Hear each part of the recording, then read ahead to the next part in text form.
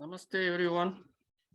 Namaste Kumarji. Namaste. Namaste everyone. Namaste. Namaste. Namaste, namaste. Dr. Rajan is not here yet.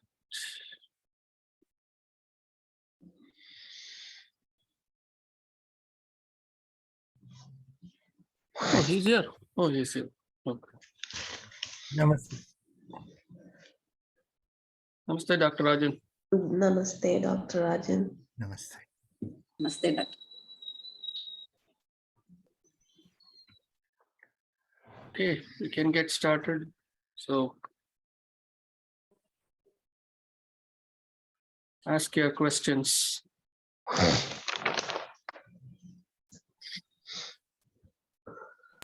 You want to give a couple of minutes before others come in? Normally they will be here. Yeah. Oh, We but can. maybe because yesterday there was Shivratri. No, normally there are only about 6 to 8 people. So I think we have almost all of them, excepting a couple of them. My younger sister, Meena, and Shobana, my niece. Give me 1 minute. Sure.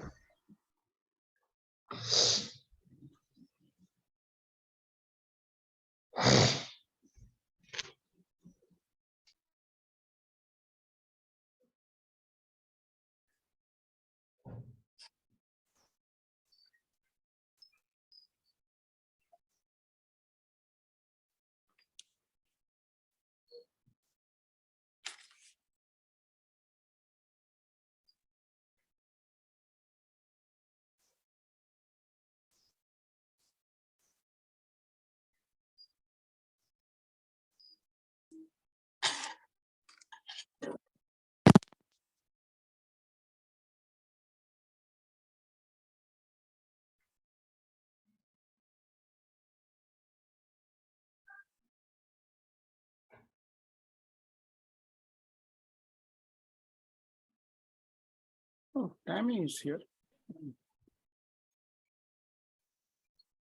Surprise.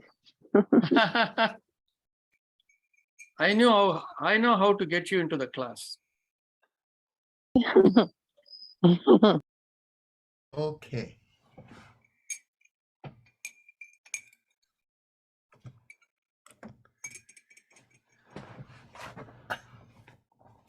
So please ask any questions. Meena is here.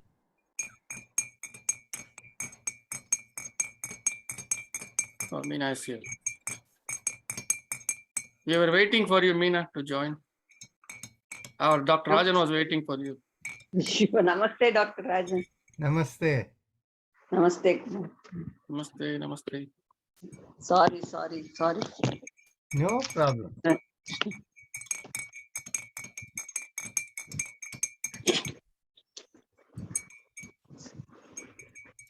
I have a question, Doctor. Sutra 4.5. Yeah, bring it up here.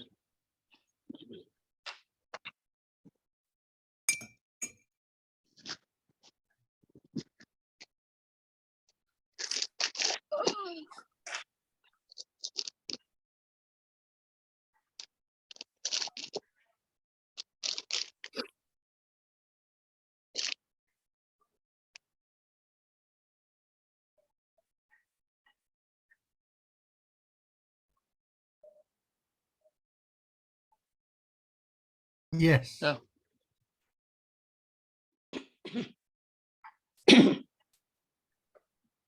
In 4.5, Patanjali Muni says, one chitta becomes many.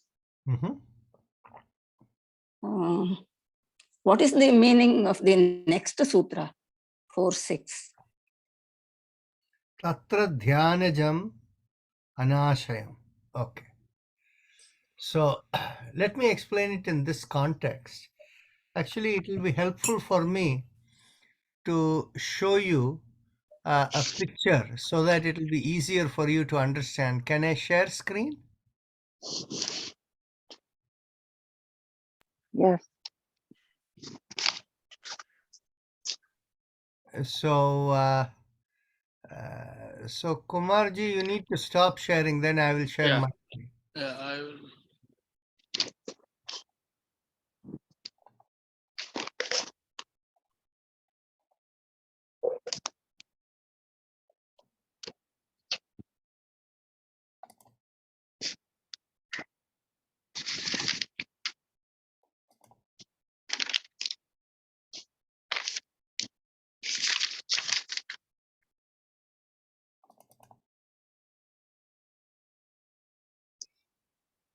Let's take oh,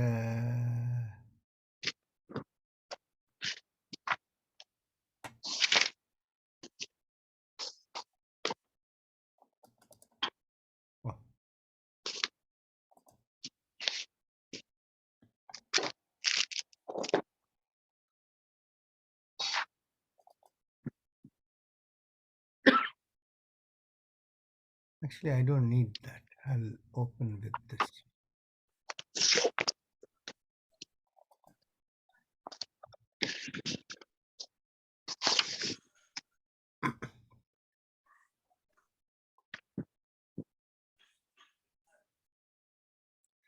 Okay, we can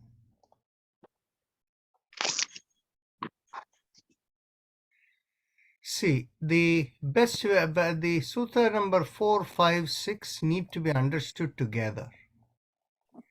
So the in the case of the creation taking place, Nirmani Chittani Asmita Matrat, right? So what happens is Ishvara is here at level A, and the nature of Asmita means one who has the sense of me, the experiencer. So for the sake of Ishvara's experiencer, the Chitta is created. And in the Yoga Sutras, the Chitta that is created is said as one item over here. You can think of this box, this oval called B1 as the Chitta that Nirmani Chittani Asmita Matrat. And then after that, Chittam Prayojakam, that Eka Chittam becomes Eka, right? So that how it produces multiple Chittas. Now, in the Yoga Sutra, because it is largely focused on the individual seeker, what you need to do in order to do your practice, the level of creation and how they work is given in a very, very short form. So for this, to understand this better, we have to go to the other philosophies that are available in the Indian system. And the Sankhya philosophy goes into the basis of creation. So in the Sankhya philosophy, what it says is the first creation coming out of Ishvara is what is called Prakriti. Of course, in the Yoga Sutras, the distinction between Prakriti and the first Chitta is kind of mixed. There isn't that much of clarity. So if we refer to the Sankhya Sutra, first Prakriti is created. And out of Prakriti comes the Eka Chitta. And the idea of a Chitta as a processor, as a computer processor, a Chitta has no intention of its own. A Chitta only processes whatever program goes through. Now, this distinction is made in the Sankhya Sutras, but this distinction is not made in the Yoga Sutras. In the Yoga Sutras, the Chitta along with the program it processes are bundled as one. And this is the reason, while talking about yoga, many people use the word Chitta Shuddhi, that is the Chitta becoming purified. But if we look at Yoga Sutras carefully, there isn't a single place where it talks about Chitta Shuddhi. What it is yes, Shuddhi happens. How does it happen?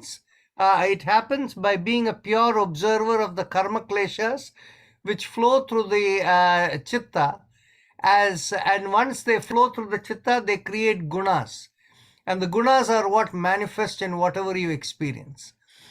So this detailed view of that comes from the Sankhya Sutras is helpful, and that one, the Eka Chitta, which is a combination of Prakriti Chitta and the program it's running through, is what is referred as the Eka Chitta in the Yoga Sutras. As it processes its programs, as part of that, it creates many, many small chittas, right? So it is one grand computer having an automated facility that creates many, many small computers. And that Ekachitta, the next one, Sutra 6 is Tatra Dhyanajam Anashayam. So the thing is, Ashaya means to rest on it. When dhyana comes, it is unable to rest on it. And what does that mean? That literally means that chitta of ours, which is in a different zone from the created world, that chitta has a direct connectivity with Ishvara, which is a second connectivity into Ishvara. One connectivity is into the cosmic chitta or Prakriti, and the other is the direct connectivity to Ishvara. When you go into the state of dhyana, you are no longer able to, there is no more processing of all the programs that are intended to go to this processor. So in the state of dhyana, you automatically connect into Ishvara. We have constantly we have the dual link, but once we are in dhyana, the link that is active is the one that goes to Ishvara, and Ishvara is the source of all knowledge. Whereas this link over here and the programs running through, they stop for that period when you are in that dhyana. So this is the idea of dhyanajam anashayam. In the state of dhyana, this cosmic chitta and the individual chitta, their relationship is no longer supported. Is that okay? Clear? Yes, yes. Thank you, Dr. Rajan. You're welcome. Without the diagram, I think I would have had a very difficult time explaining it. Yes. Yeah. So So when you say it is no longer supported, the individual chittas, after that, they don't have a connection with this Vasudeva or whatever you're calling the processor. for at least momentarily when you're in dhyana. Okay. Okay. So for Sankhya philosophy, what really is Prakriti then? See, the concept of Prakriti is the first creation of Ishvara. That is the concept of Prakriti as according to Sankhya philosophy. But what happens is, we have to look at it in the context of why the system creates such a kind of distinction, is because the Sankhya philosophy's main focus is to explain the nature of creation. The yoga philosophy's main focus is how does a person become self-realized. So the yoga philosophy is focused on the individual, where who are you and how do you realize for yourself the nature of existence. And the Sankhya philosophy is focused on telling you what is the nature of existence. It is because of the motivation. You'll see that if you look at chapter 1, 2, and 3, the three padas of the Yoga Sutras, Patanjali is only focused on the individual. Yes. It's only in the fourth pada that he starts talking, because the focus is different. That's why contextually he has been very, very brief in trying to refer who are you in the nature of existence. And that's why this kind of a very summarized view of trying to explain comes in the fourth pada. So, I mean, basically both Prakriti and the processor, what you're calling, both are chittas. Absolutely. Actually, see, you're essentially correct. But the key thing is, we need to understand that out of Ishvara comes Prakriti. So in common language, people call it as Parashakti, Durga, whatever, that kind of this thing, right? Yes. And you also refer to the cosmos and the Shiva concept of Ardhanarishwara, right? Mm-hmm. So in other words, what happens is Shakti is inherently carrying the intent of Ishvara, and so that Shakti, which is called Prakriti, creates the first chitta from a Sankhya standpoint. From a Yoga Sutra standpoint, that distinction is not made clear. The cosmic chitta, Prakriti, the program running through it are all bundled as one. That's all. So the way I understand is, as per Sankhya philosophy, Prakriti is more integrated with Ishvara, whereas with the Yoga Sutras, it is kind of detached from. Can we take it that way? I don't think so. Okay. The thing is, basically, I think both are saying exactly the same thing. The key part is we have to understand, without the intent of Ishvara, even Prakriti cannot emerge. Yes. And the other part of it is, what is the program that Prakriti is going to run in order to create everything? And obviously the program, at least the initial program, what it is going to run has been provided to some degree by Ishvara. So I think both are saying exactly the same thing. If we try to piece it out as a distinction, we will get more confused. And what happens is, we have to look at things from a yoga. When we look at any of these literature, there are two ways to look at it: the yogic standpoint and the scholarly standpoint. What is the meaning of yogic standpoint? You as a yogi means one who is able to experience and sense. So from that perspective, when you look at something, it's a very different perspective from a scholar who is parsing every little word. Okay.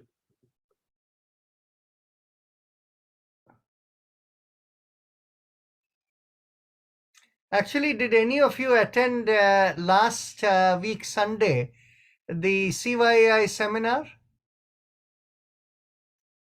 Nobody. No. I attended. You attended. So what it is that a lady who spoke over there, that Dr. Urmila, Yes. you see, she was more a scholar than a yogi. And so what happens is, any question you ask, then the imagination goes loose in terms of where can I go and connect what has been written where, as opposed to the inherent understanding of what it is.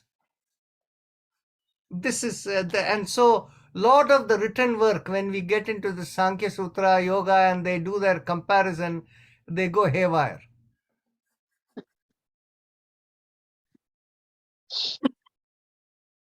I thought you had to do yoga to be a yoga scholar. Actually, what it is we don't need to bring the scholar into the yoga. You can simply, because the moment you bring the scholar, what they end up doing is they take the trouble of going and looking at all the literature and comparing and why this person did that and things like that. And that is not particularly useful. If we if we want to be in the yogic domain, the real element of the yogic domain is when a person asks a question, you're giving the answer specific to the query of the individual. Whereas the scholarly domain is to go into something that will be for everybody, their view. The scholar is more focused on what they want to say. They are less focused on what your question needs to be answered. That is the yogi's approach.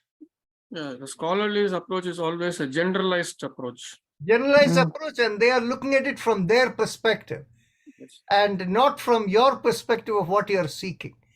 And that is why the Upanishadic concept, the real learning comes when when you ask question and you get individualized answer. Thank you.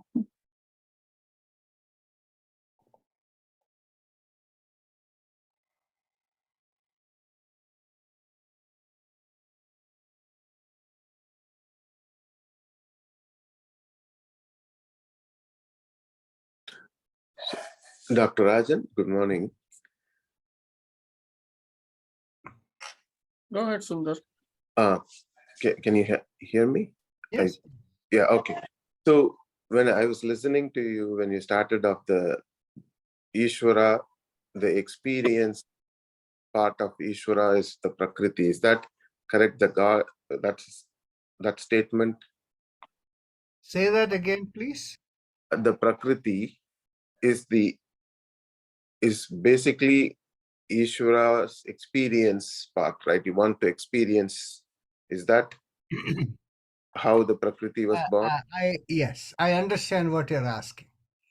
What I have to do is, I have to explain this in the context of how the, Kashmir Shaivism explains this. And that will give you a better insight as to what that means. That is, what does it say? Prakriti is, Asmita Mata, whatever. So in Kashmir Shaivism, it is said that for Ishvara to have all of the creation is like for Ishvara going in front of the mirror. This is how it is explained. So what exactly does it mean? You see, the Ishvara has the sense of I want to experience what is happening. I want to experience myself. So out of Ishvara comes the Prakriti, which becomes like the experience aspect of Ishvara. In other words, what it is that is why in philosophical literature, you will often come across a statement that Ishvara is an observer of everything that is happening in the created world, right? So from the Tamil perspective, we say Thiruvalayadal, right? So Yes. that is the kind of, this thing, you have to look at it from that perspective. Okay.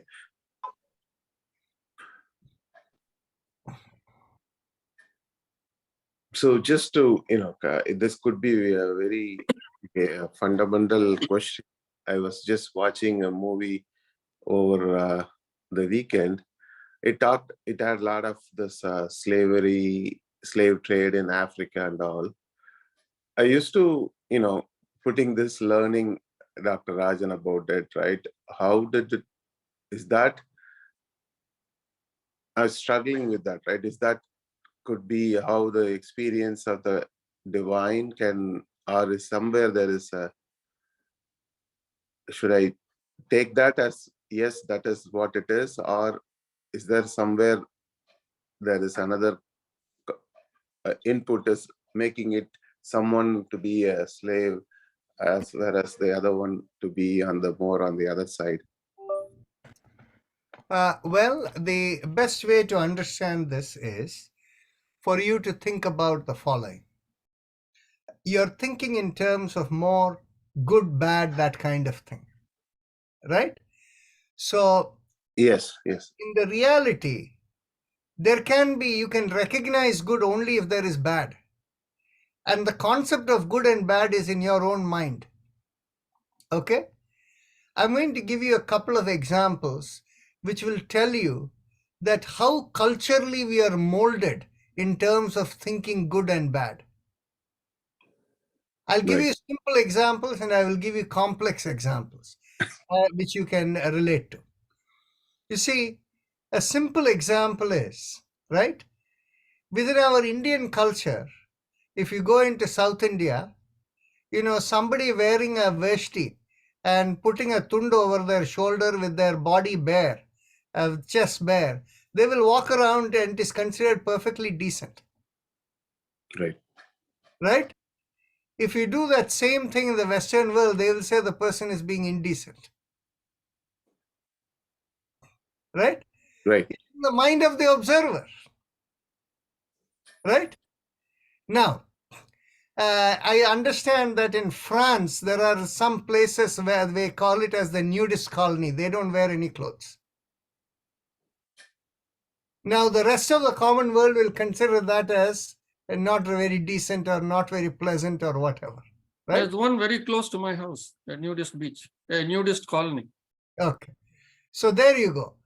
So what happens is, you see, it is in the mind of in our own mind, what we consider as good and bad, right and not right kind of things, right? Now, from our yogi's perspective, we don't want to get into controversial area. While as a yogi, we may not care whether we this or that or any of these kind of things. So that, when we are living in a society, you don't want to do something that creates unwanted waves. Right? So the thing is basically now, let's come back to a few of the things that you can ponder on. You see, in an African culture, I'm trying to think which part of Africa. I think it is related to the Central African regions over there. They have a custom where what happens is, when a person, they can spiritually sense when the person is very near to death. Okay? When the person is very near to death, what they will do is they will carry the person and put the person near a watering hole where all these hyenas and things will come. And in the last moments of their life, the hyenas come and start eating them. Right?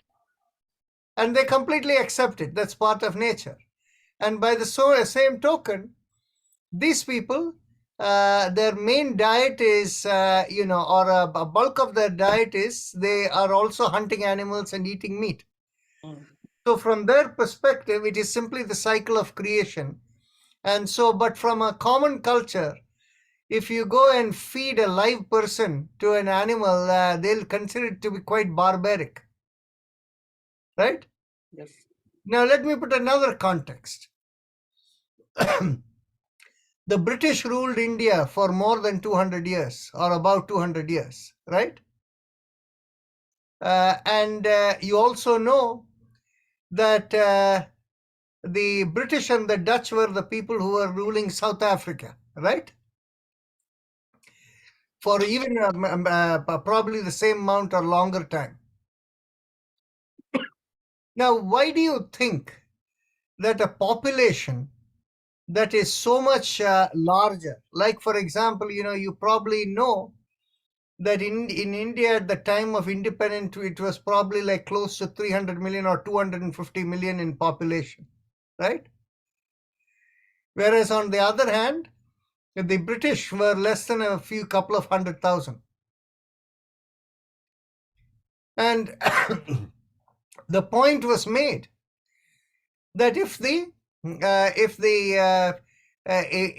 250, 300 million people wanted the British out, they could put a stop to them anytime. They can do nothing. But yet, how did people accept and go along? What happens is, it is all there in the mind, in the attitude of acceptance. You see, if you go back to how this slavery and all of this was sustained, it is because the person who is the slave accepts, okay, this is the way it is. And the reality of it is, in the scheme of things, there are always changes happening.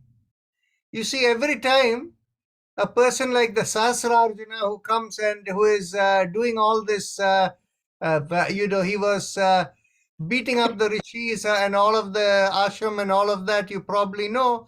And to counter him came a Parshurama, right? So the same concept everywhere. And in the nature of civilization, a Trump was meant to come and he was meant to stir up all the, what will you call it, the racist element in the country. And the reaction had to come. And by the looks of it, it may not be too long. Maybe in another year or so, Trump may be in jail. The Georgia probe that has already, the grand jury report has already come. And so the thing is, you see, in the cycle of things that happens, and if you look in terms of the entire relationship between Russia, Ukraine, and the Western world, what is happening? And if you think in terms of how China and Taiwan are working, the key part is all these systems, whether it is the communist system or the one-party system, or whether it is the democratic process of the Western world, all of them are inherently corrupt. When I say inherently corrupt means they get affected by influences that are not ethical. Okay?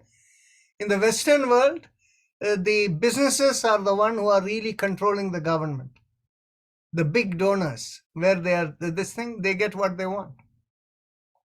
And of course, what happens is, because the democratic thing, it's all about the image that is created. And that's what, based on the image, voters go and put their vote, and that's how it's recognized. Now, in this system, because you have the system and there is always open to inquiry, there is a certain degree of transparency. Whatever happens over there, it cannot stay hidden for too long. Whereas on the other hand, in a one-party system, everything is shrouded behind. You don't know what is happening in the inside. And the good part of, if people have good intention, in the one-party system, everything is running well. But what happens is, since you're shrouded in secrecy, right? Then what happens is, when somewhere along the way something is not explained, people who are working in the system lose faith in the system. And that loss of that faith results in what? It results in people who are feeling this is not right and feeling dissatisfied with the system. In a democratic system, also people feel dissatisfied, but they can go to vote to the opposite party in the next election, right? So these creations of these up and down, everything is part of nature. Think of it. China has the view that they want to reunify with Taiwan, right? There is no way it will ever happen. The reason it will never happen is because China's basis is the one-party system, which is shrouded in secrecy inside. And if somebody tries to say anything or to question anything in the government, that person will go to jail and completely everything will be blocked from the media. So no image is created. Whereas in the Taiwan system, it is there is much more openness. And very interestingly, a few days back on this PBS News, there was the thing about Narendra Modi's, government doing an income tax audit of BBC in India. And this was because BBC was, had done portrayed negative thing on Modi related to the Gujarat riots and things like that, right? Now, very interestingly, if you look in terms of, there was a person called Bobby Ghosh, who was a reporter from Bloomberg News, whom in PBS they interviewed and asked him what they thought about this Narendra Modi government going after them. Are they undemocratic, or is this thing? So this Bobby Ghosh gave a very scholarly answer And if you think a bit about it, you will realize how hollow his answer was. He gave the answer. India is the biggest democracy in the world if you think in terms of so many billion people and the effort they take to conduct an election where everybody who wants to vote is able to vote. Okay? But then he said in the next statement, but democracy is not about, simply giving a person to vote. It is also about, giving the opportunity for all information to be available to the public, right? He made that statement and he had no idea he was the biggest idiot in the world. Because what happens is, everywhere in this electionarism and all of these, it's all about what kind of propaganda you create for creating the image for your election, right? So what happens is, whoever is digging up in BBC about what happened in 2002 or whatever, 20 years back in the Gujarat riot, which has been fully investigated and cleared, and bringing it back now because India is going into election next year. They have a agenda over there to create a propaganda, to create negativity. So because this is what on which elections are run, on image making, right? So the thing is, basically, if you ask the motivation, this person is talking about democracy and he's saying how you are able to free publicly speak is what democracy accounts. But then when people give disinformation or motivated information in order to create an image which is not necessarily true in order to get votes, is that honest democratic process? You see, it is very interesting. Recently we have this thing about this Fox News, where they all knew that Biden had won, but they propagated it because of the lie. Because what happened is, most of their viewers are Trump supporters, and so they felt they will lose the people, and they wanted to keep it going, right? So you can see how much of ethics is lost in the so-called free media, and they're trying to say the politicians are not being ethical. They're all part of the same cabal where everyone is, has their own self-interest, and how they create self-image and how they process money through it. So this business of this opposites is part of existence everywhere. We cannot think in terms of right and wrong. We simply observe it and we have to be unaffected by it. That is the nature of being a yogi. But then we have to remember, once in a while, you will feel you have to do something as your swadharma. And that is how when a Parashurama comes as a swadharma to change things, right?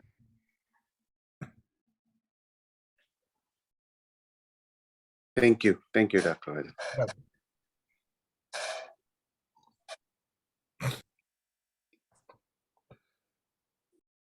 I want to jump to the last two sutras on Kshanapati Yogi and Kaivalyam. So, an interesting question cropped up in the class. Kshanapati Yogi who is still alive, and also a person who is in Kaivalyam who is still alive. How do they interact with the world? I mean, we are saying for a Kshanapati Yogi, there is only one program that is still working, which is getting him connected to the unmanifest divine all the time. So when he is alive, there will be other programs, bodily programs that are there, right? Those are still functional. This is a very interesting question you raised. You see, what happens is, in the Kshanapati Yogi concept, as long as you are in the physical body, you cannot be completely unaffected by Prakriti. So when we say we have dual connection into Ishvara and Prakriti, the being in the physical body, depending upon the associations you keep and who you interact with and all of that, it is entirely possible that the Kshanapati Yogi aspect can get diverted once in a way. Example is the following. See, look at the reverse. What we say is normally we are all engrossed in the physical aspects of the physical world. Then when we go into our meditative aspect, then that quietness within, we are able to, at least for that moment, be unaffected by things outside. But when we come out of it, we have to go and deal with it. Now think of the reverse. A person who is always in that state of calmness. But on the other hand, the person has to engage with things outside. Then in which case what happens is over a period of time, things start, affecting them. You know the story of the Rishi or Muni who was sitting there in meditation, and all the village people used to go over there, give him food, this thing. And somebody said, why don't we give the person a cow? Then he will have milk all the time, so we don't have to worry about going every day when the weather is bad and things like that. Then, of course, to milk the cow and this thing, a wife, a child, everything came along after that. So what happens is the concept of the Chanaprati Yogi is more at a state where one has left the body. So the Chanaprati Yogi as an unchanging state is when one has left the body, but in the last moments of existence, one is really not, has zero karma kleshas left and is constantly thinking of Ishvara only, in a fully surrendered mode to Ishvara. Then because that one program that is surrendered to Ishvara is throughout active, but everything else falls apart, then that person stays. And what in the Vaishnava literature they call as Nitya Suri. You're all the time connected with Ishvara over there, and we just stay over there. That is the concept that the Chanaprati Yogi should be better understood. So similarly, in the state of Kaivalyam, a person who is alive, so everything is gone, but still he is alive, meaning how does he exist? Does he just exist as a vegetable? See, what happens is, if a person is alive, there has to be a reason. Right? Yes. Once the Swadharma is complete and there is no purpose to live, then in which case one of two things happen.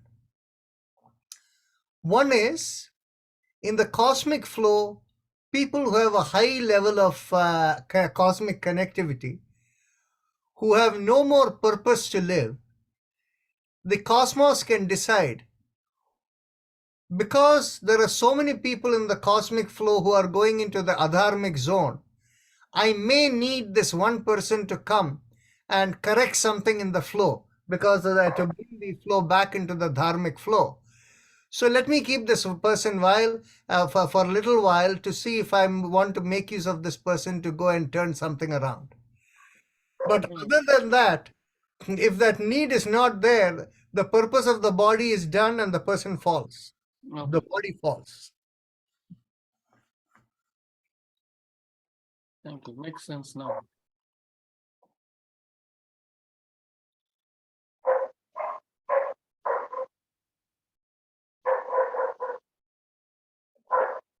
So in effect, a person who is in Kaivalyan, state of Kaivalyam, is in that Nirbija Samadhi state. Yes. So he has gone past the Dharma Mega Samadhi, everything, and is completely in the Nirbija Samadhi state. Absolutely. But we have to remember that a person who is in that state, if they get into you see, a person who is in that state will never want to go into a wild party or go and talk about useless things, worldly things with people and all of that. Typically, if a person encounters like that, the person will want to move away. Right? Yes. Now, what will happen is, if the person develops attachment for a person, that attachment for that person and to accommodate for that person, the person can very easily get wrapped up again into that mold. Yes, I fully get it. Yeah.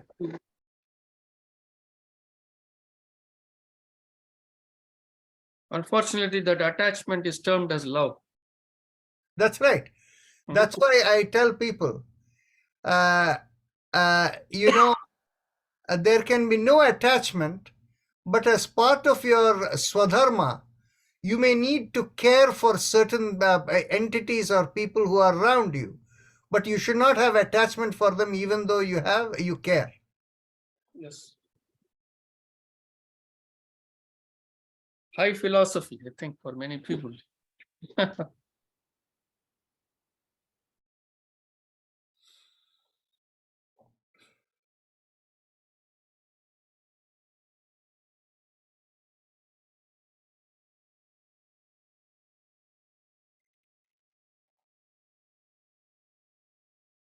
Dr. Rajan, what is pranahuti?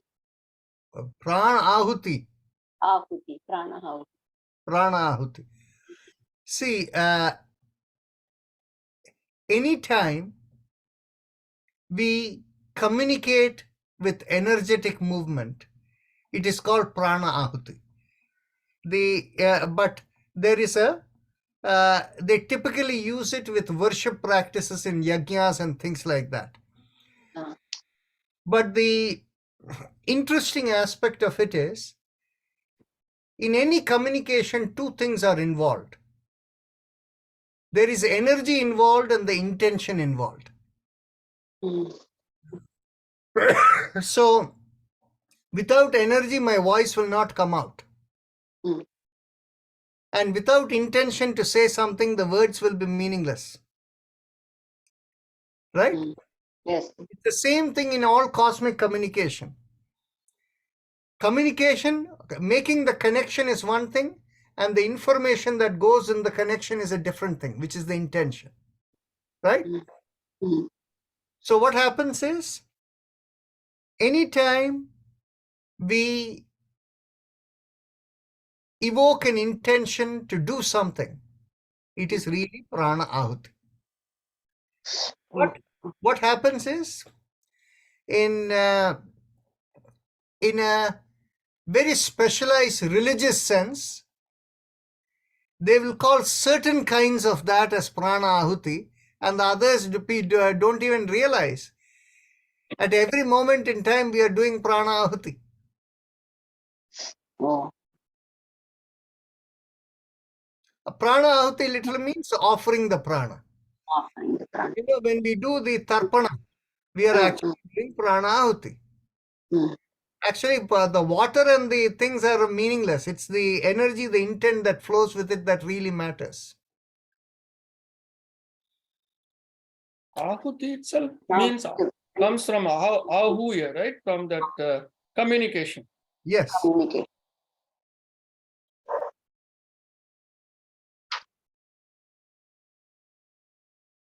Thank you so much, Doctor. Thanks.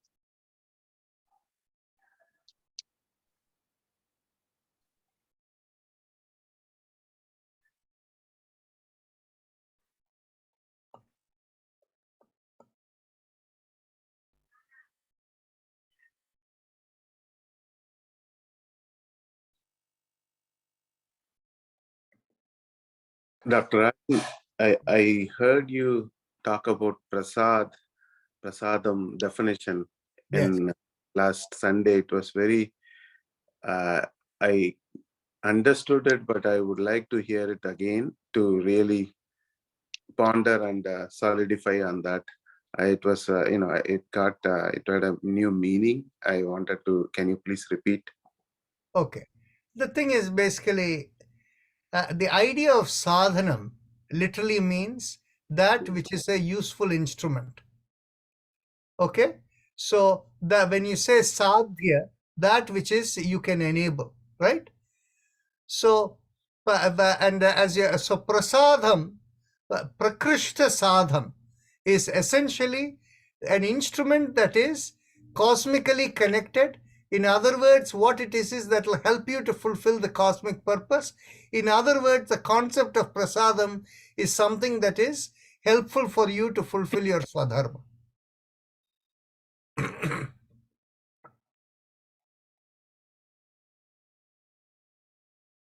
Okay, thank you.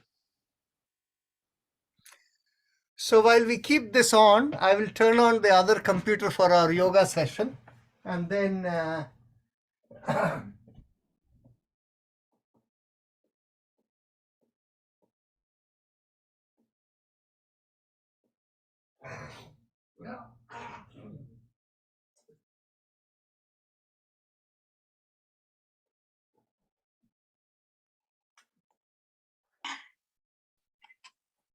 yes, you can ask another question if you have.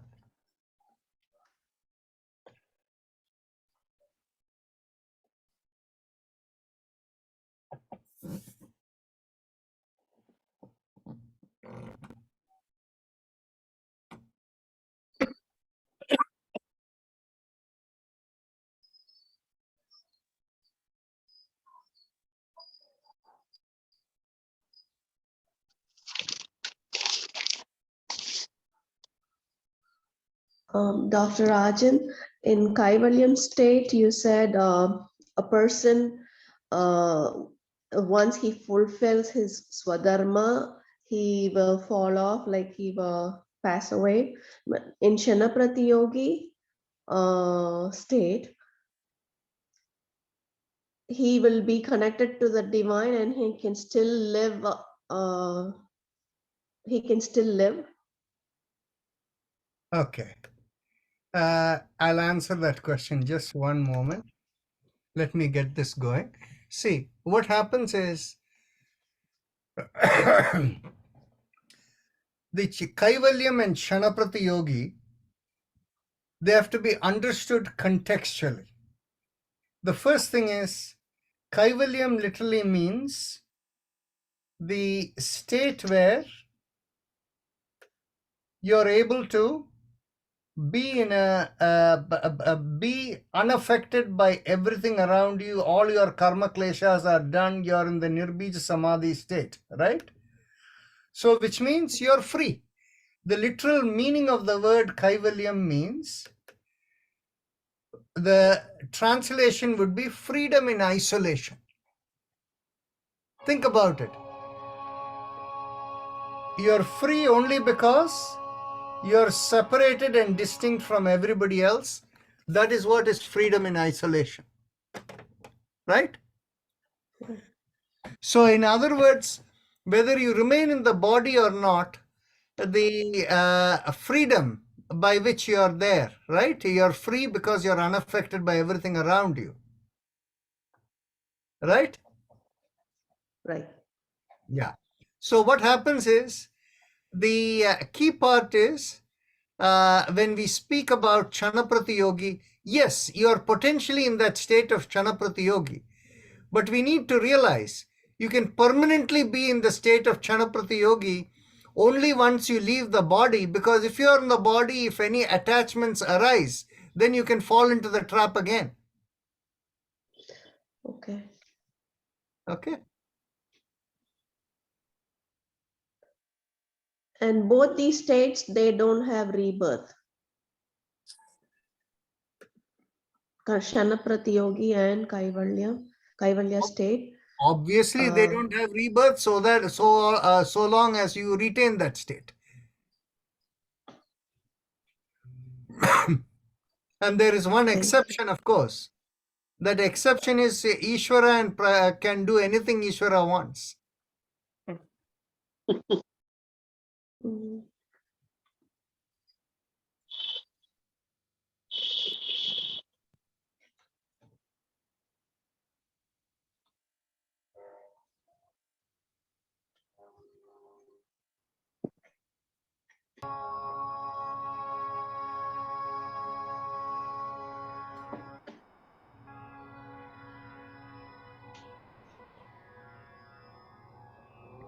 So shall we finish this session? Namaste. Namaste. Namaste. Thank you. You.